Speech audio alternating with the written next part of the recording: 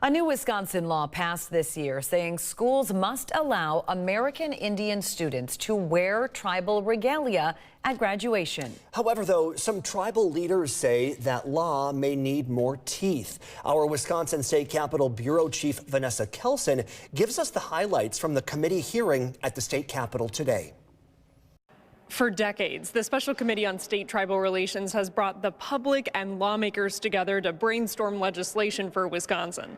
On Monday, the committee met to brainstorm its priorities for the year ahead, like ensuring greater protections for students who want to wear tribal regalia. We did have a tribal family in Marshall, Wisconsin.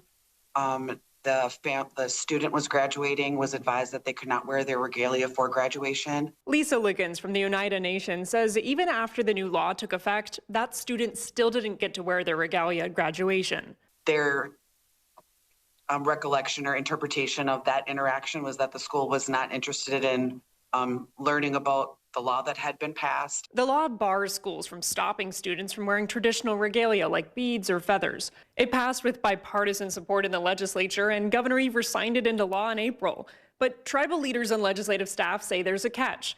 There's no way to enforce it. Whether that's formalizing a complaint system or formalizing an enforcement mechanism, that could be perhaps the next step. Tribal leaders also discussed pushing the Wisconsin Department of Public Instruction to remind every school district that the law exists. If there are no teeth to it, or there's no institution of if somebody's not following it, then it risks being lawless. Regalia wasn't the only topic on the committee's agenda. They also talked about potentially expanding a state scholarship program for Native American students at UW-Madison to the rest of the UW system, creating lifetime licenses for Native American language teachers and housing loan programs. The committee plans to meet again in the next month or two. For now, from the Wisconsin State Capitol, Vanessa Kelson.